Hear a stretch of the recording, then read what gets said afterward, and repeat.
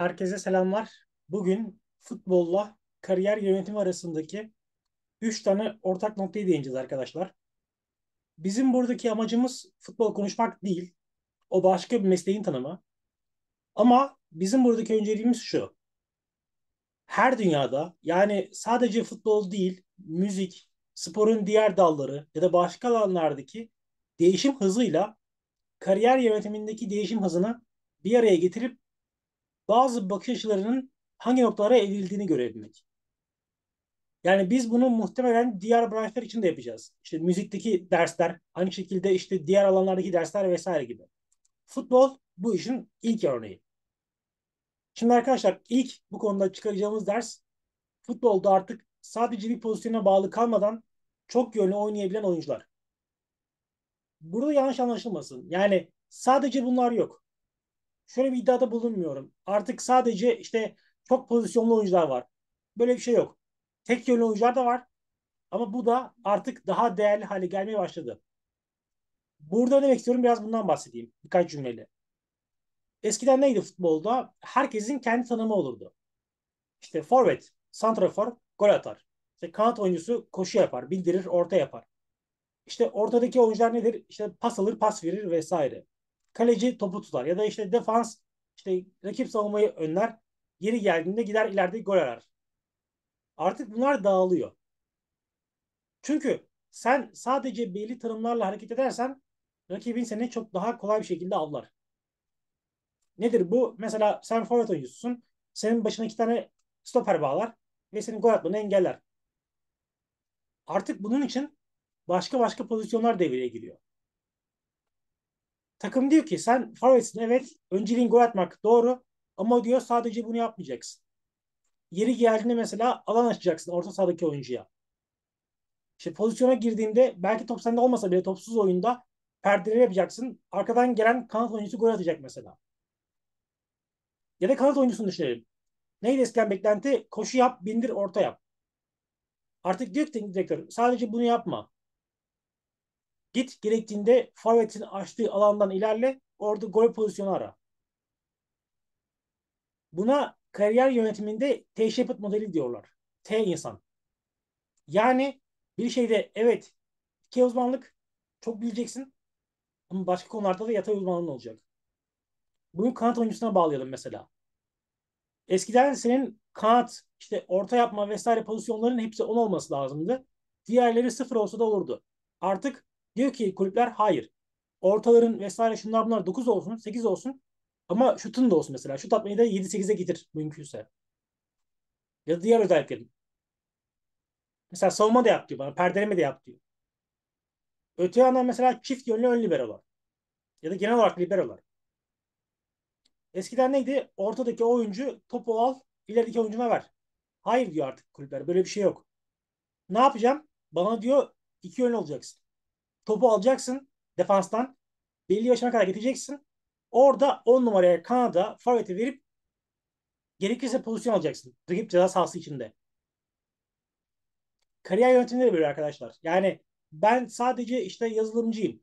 Ben sadece işte şu işi yapıyorum. Bunlar bitti. Bölümden bağımsız söylüyorum bunu. Çünkü senin sadece yaptığın kendi işinde seni mutlu edecek pozisyon sayısı çok az. Bunun yerine başka yollar araman lazım. Ne yapabilirim? YouTube yayını yapacaksın mesela. Podcast üreteceksin. Instagram'da işte canlı yayın açacaksın. Tweet atacaksın gerekiyorsa. Bunun akabinde mesela kendi konularına ilgili konferans vereceksin belki. Twitch yayını açacaksın. Ne olursa bu. Sosyal medya platformları buradaki ilk örnek. Ama başka şeyler de olabilir tabii ki. Ha, senin diksiyonun çok iyi değil mesela. Diyorsun ki benim işim zaten diksiyon gerektirmiyor o kadar üst seviye. O yüzden diksiyonum iyi değil. Ama YouTube'da yaparsam yayın çok iyi hale gelmem. O zaman yapmayayım. Böyle bir şey yok. Senin diksiyonunun 10 üzerinden 10 olması gerekmiyor. Gerekirse o bulunduğun pozisyonlu takımda şartlar onu olgunlaştırırsa yükselirsin. Mümkün olduğunca ileri seviyeye. Ama ilk başta bir 5 olsun, 6 olsun dert değil. Yeter ki başla o pozisyonda görev almaya. Ya da işte benim hikaye anlatımım çok iyi değil. Benim senaryo kurgulamam çok iyi değil. Benim işte yaptığım podcastlerin kurgusu işte montajı çok 10 numara değil. Gerek yok. Sen bir başla. Gerekirse o özelliklerini geliştirmemen gerektiğini hissedersin zaten. Ama maksadımız bir adım atabiliyor olmak. Muadili arkadaşlarımızdan daha farklılaşmak. Ha belki sen bu sefer yaptığın işten aslında feragat edeceksin. Şunu diyebilirsin. Ben o arta kalan zamanlarımda kendi bölümümle ilgili, kendi mesleğimle ilgili çok daha fazla bilgi öğrenebilirim. Evet ama bunun sınırı yok. Bunun yerine elindeki bilgiyi daha iyi pazarlayabileceğin yerlere odaklanman lazım. Ha yine konuşmanın başındaki şeye geliyorum. Bu bir must değil, bir zorunluluk değil. Kimileri de diğer alana odaklanacak. Kimileri de mesela diyecek ki ben işte bunu pazarlamaya ihtiyaç duymuyorum. Benim önceliğim kendi bilgi birikimimi en iyi noktaya taşıyabilmek. Bu da var. Bir mesela forvet oyuncusu diyebilir ki ben işte alan açmakla topsuz koşuyla ilgilenmiyorum. Ben nasıl ayağıma top geldiğinde onu gole çeviririm. Buna odaklanıyorum. Buna konsantre oluyorum da diyebilir. Ama şunu bilin ki günümüz dünyasındaki futbol, günümüz dünyasındaki kariyer yönetimi bizden o yeni nesil alışkanlıkları istiyor arkadaşlar. Ve bunu yaptığınızda iş bulmanız, değerlenmeniz, yaptıklarınızın değer bulması, karşılık bulması daha mümkün hale gelecek. Mesela iki forvet oyuncusunu düşünün. Birincisi işte her vurduğunu gole çeviriyor. Tamam mı? Tek işi bu ama. Diğeri işte daha farklı meziyetleri var. Birincisi en ufak bir gol kaçırdığında dikkat çekecektir. Taraftar diyecek ki ya sen zaten tek işin bu, bunu da yapamıyorsan falan filan bir sürü şey. Ama ikinci oyuncu diyecek ki ya diyecek evet bu pozisyonu kaçırdım belki ama benim bakın işte topsuz koşularım var. Ben bunu yapıyorum işte orta açıyorum. Şunu yapıyorum bunu yapıyorum. Kendisine bir sürü alternatif bahane uydurabilecek. Yine bunu tırnak içine söylüyorum. Aslında bahane uydurmuyor. Gerçekten öyle. Başka yetenek setlerini geliştirdiği için bazılarını tabii ki 10 üzerinden 10'da getiremedi. 9'da kaldı, 8'de kaldı, 7'de kaldı. Siz de böyle. İkinci çıkaracağımız ders arkadaşlar artık formasyon önemli değil, üretken olabilmen önemli. Eskiden neydi futbolda? İşte 4-4-2, 3-5-2, 4-3-3, 3-5-2 vesaire. İşte 3 defans oynuyorum, işte forvet ikilemem lazım vesaire. Bunlar vardı. Artık bunlar yerine antrenörler, teknik direktörler bir sürü farklı formasyon çeviriyor kafalarında. Ve maç içerisinde bile bunları değiştirebiliyorlar. İlk 10 dakika 3'te oynayıp sonra 4'te çevirebiliyor mesela. Kariyerde de böyle. Yani sen ille de mezun olduğun bölümle ilgili bir iş yapmak zorunda değilsin. Ya da mezun olduğun bölümle ilgili iş yaptığında bunu hayat boyu sürdürmek zorunda değilsin. Kaldı ki şunu da söyleyeyim. Teknolojinin geldiği bu boyutta zaten muhtemelen 3-5 senede bir mesleğimiz değişmek zorunda kalacak. Yeniden şekillenecek. Yeniden adlandırılacak. Dolayısıyla bizim sürekli olarak A planı, B planı, C planlarımız olmak zorunda arkadaşlar. Bugün iş dünyasındaki çevik yönetim, inovasyon yönetimi, Scrum Master bu gibi kavramların ön plana çıkmasının gerekçesi de bu. Aynı kalarak hayat boyunca istediğimiz aynı sonuçları elde etmemiz neredeyse mümkün değil. Bizim başka yöntemlerimiz olmak zorunda. Formasyona güvenmek bizim için büyük bir hata olacaktır. Ha burada yine şeytanın avukatlığını yapmak istiyorum. Formasyon yaparsam ben hayat boyu formasyonla aynı formasyonla sonuca ulaşamaz mıyım hocam? Ulaşırsın abi sıkıntı yok. İlla ki bir sonuç alırsın ama sürekli olarak senin defaultların, kusurların ön plana çıkar. Sürekli birileri der ki ya işte iyisin de hocam hani bunu da eksik yapıyorsun. Mesela futbolla ilgilenenler için Farioli'nin yönettiği takımı bunu örnek gösterebiliriz. Çok güzel top oynuyorlar, çok güzel futbol oynuyorlar ama sürekli gol yiyorlar mesela. Geriden oyun kuruyor sürekli çünkü takım ve bunu yapmaya çalışırken sürekli takım gol yiyor. Geriden oyun kurarak. Sizin için de böyle olacak. Ya işte evet falanca hanım falanca bey bu konuda güzel bilgili ama işte şu defaultları var. Keşke şunlar olmasa, şu kusurları var. Keşke şunlar olmasa diyecekler. Bizim bunu önlemek adına sürekli yeni yöntemler geliştirmemiz gerekiyor. Çünkü bizim önceliğimiz bu mesleği yaparak ilerlemek değil. Bizim önceliğimiz üretken olabilmek. Yaptığımız mesleği, okuduğumuz bölümü arkadaşlar burada bir oyun hamuru gibi düşünün. Bunu sürekli eğip bükmemiz gerekecek. Evet, belki hayat boyu bu bölümden ilerleyebilirsiniz. Bunda bir problem yok. Bir beis yok. Ama sürekli olarak ben bu bölümü mesela yapay zeka ile nasıl birleştirebilirim? Acaba ChatGPT konuşuluyor bugünlerde. ChatGPT benim işime nasıl adapte olabilir? Sürekli bunları farklı farklı noktalardan varyasyonlarla denemek ve yanılmak gerekiyor. Ha, belki bazıları hiç alakasız olacak. Yani diyeceksiniz ki ya büyük veri benim işimle hiçbir ilgisi yok abi. Bu gereksiz. Evet, ama bunun için bir denemen lazım. Biraz düşünmen gerekiyor. Düşünmen ve uygulaman gerekiyor. Mesela bir blog yazısı yaz bununla ilgili. Büyük veri işte benim okuduğum şu bölümü şöyle şöyle etkileyebilir. Ya da etkileyebilir mi? İnsanlarla diyalog kur mesela. Bunu yaptıkça karşılık bulmaya başladığını göreceksin. Ha, şunu da söyleyeyim. Teknolojinin her bir gelişmesi piyasada karşılık bulmuyor. Sen bu bölümle ilgili işte büyük veriye dayalı bir şeyler yaptın diye şirketler senin peşinden koşmayacak. Bunu söyleyeyim bir kere.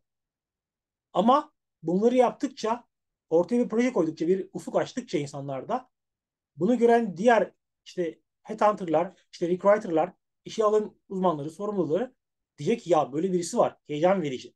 Biz bu kişiye çalışalım mesela. İşte futbolda da bu şekilde. Siz takım olarak, kulüp olarak yeni varyasyonlar ürettikçe, yeni sistemler geliştirdikçe büyük takımlar diyor ki ya evet bu kişi gerçekten heyecan verici. Sonuç alırsanız bu daha hızlı olur. Ama sonuç almadığınızda da çoğu zaman insanlar sizin heyecan verici yaklaşımlarınıza, üretkenliğinize hayranlık duyarlar. Nagelsmann mesela bugün henüz işte 30 yaşına varmadan aslında büyük kulüplerden teklif aldı mesela. Ve şu an Bayern Münih'i yönetiyor. Bunu nasıl başardı? Ürettiği yeni nesil sistemlerle birlikte. Bugün Nagelsmann'ın net bir sistemi var mıdır? Hayır. Yani evet, bazı ön plana çıkardığı kısımları var. Taktik teknik açısından. Ama kendisinin esas derdi ben nasıl daha çok üretebilirim? Nasıl yeni yöntemler geliştirebilirim? Elimdeki havuzla birlikte. Bizim de kariyer yönetimindeki derdimiz bu olmalı arkadaşlar. Yani ben bu işi büyük veriyle işte 3 boyut yazıcıyla AR VR'la nasıl birleştirebilirim? Ha, bu teknolojiler de değişecek mesela. Şu an AR VR diyoruz. Şu an NFT diyoruz. Metaverse nasıl birleşebilir diyoruz. Belki 5 sene sonra bambaşka akımlardan bahsedeceğiz. Bunun için mümkün olduğunca tetikte olmak ve sürekli farklı arayışlarda yer almak gerekiyor. Son konu başlığımız arkadaşlar, bu oyun artık teknik direktörlerin oyunu. Bundan 5-10 sene öncesine kadar oyuncular, futbolcular daha ön plandaydı. Yani işi yapanlar daha çok belki tanınıyordu. Artık işi yapanlar, yaptıranlar daha doğrusu. Yöneticiler daha ön planda. Ve bizim de önceliğimiz arkadaşlar bu okuduğumuz bölümle ilgili kendimiz bir iş yapmak değil, mümkün olduğunca o işi yaptırmak olmalı. Bunu sadece işte basit bir yöneticilik, basit bir patronluk gibi görmemek gerekiyor. Bu yeni nesil kariyer yönetiminin kariyer 2.0'ın bir gerekliliği aslında. Bu dünyada büyük patronlar, büyük yöneticiler evet yine var, olmaya devam edecekler kurumsal dünyada. Ama üçer beşer kişilik, beş onar kişilik daha mikro boyutlara, mikro şirketlere çok daha fazla ihtiyaç var arkadaşlar. Ve sizler bu yeni dünya üzerindeki bu mikro şirketleri oluşturan yapılardan birine sahip olabilirsiniz ya da bu yapıları yönetebilirsiniz. Bunun için de sürekli olarak şunu düşünmeniz gerekiyor. Ben yaptığım bu işi ya da bölümümle ilgili yapacağım bu işi nasıl insanlara dağıtabilirim? Nasıl işte bu işi 5-10 kişiye dağıtıp onların bir yöneticisi olabilirim? Çünkü yöneticilik hem yetkinlik seti anlamında ihtiyaç duyulan bir konu, hem de iş dağıtma, yeni iş geliştirme tarafında da ihtiyaç duyulan bir konu. Ya bugün NFT mesela herkes konuşuyor. Evet. Ama NFT'yi mesela okuduğunuz bölümle nasıl bir araya getirebilirsiniz? Bu herkesin konuştuğu bir konu değil. Ya da mesela YouTube yayınları. Bugün bir YouTube yayını yapıp bir iki sene içinde iyi noktalara gelerek dünya çapında pek çok insanın izlediği bir kanal haline gelip belki bu kanalı 8-10 farklı kişiye dağıtabilirsiniz. O noktadan sonra siz artık başka şeylere odaklanıp, iş geliştirmeye odaklanıp işte videografere, işte alt yazı çevirmenini vesaire şunları bunları pek çok farklı insana dağıtabilirsiniz. Ve dediğim gibi yeni dünya düzeni bunu istiyor. Çünkü artık içerik üreticisinden daha önemli olan o içerik üreticisi kitleyi bir yere getiren ya da farklı farklı içerik üreticilerini daha üst sınıfa getiren yapımcılar, yönetmenler, ajans sahipleri. Artık bu kişilerin değeri daha üst boyuta geliyor. Yine aynı şey söylemem gerekiyor. Bu işte oyuncuların değerini azaltmıyor. Ya da bu o işte içerik üreticilerinin, işi yapan kişilerin değerini azaltmıyor. Benim öyle keskin iddialarım yok. Yapay zeka bu işi bitirecek. Yapay zekadan sonra bu iş yapılamayacak. Ya da efendime söyleyeyim işte bu dünyadan sonra artık oyuncular komple kaybolacak. Hayır, böyle bir şey yok. Zaten teknik direktörlerin yerinin olması için, öneminin artması için altta oyuncuların olması lazım. Futbolcuların olması lazım. Ya da işte bu tarafta da yöneticilerin daha ön plana çıkması için elbette birilerinin de iş yapıyor olması gerekiyor. Ama biz böyle daha fütüristik, geleceğe bakan insanlar olarak önceliğimizin mutlaka fark yaratanlardan olması gerekiyor. Ve bence fark yaratmanın daha pratik, daha kısa yollarından biri arkadaşlar işimizi dağıtabilmek. Ha, burada gerçekçi yaklaşalım olaya. Bizim bir anda patron olmamız ve işte başka insanlara iş vermemiz şu aşamada mümkün değil. Ortalama bir birey olarak. Ama bizim önceliğimiz şu. Bir sene, iki sene, üç sene her neyse o üç dört seneye kadar kendimiz çalışacağız. Bir iş modeli kurmaya çalışacağız. Kendi bölümümüzle ilgili. Ama sonrasında baktık iş büyüyor. O büyüme evresi güzel gidiyor. O noktadan sonra birer ikişer kişiyle başlayıp o işi büyütmeye çalışacağız. Ve o noktadan sonra bizim önceliğimiz bir antrenör bakış açısıyla o kişileri yönetmek olacak. Benim anlatacaklarım genel olarak bu şekilde. Eğer bu videodan beslendiğinizi düşünüyorsanız, bu video size bir şey kattıysa videoyu beğenip kanalımıza abone olarak bize destek olabilirsiniz. Bunun haricinde bu konuyla ilgili sorularınız, görüşleriniz, yorumlarınız, olumlu olumsuz bulduğunuz her düşünce olursa, ne olursa olsun bize yorum kısmına ulaşabilirsiniz. Oradan da bu şekilde farklı fikir fırtınaları yapabiliriz her zaman. Önümüzdeki videoda görüşmek üzere arkadaşlar. Şimdilik hoşça kalın.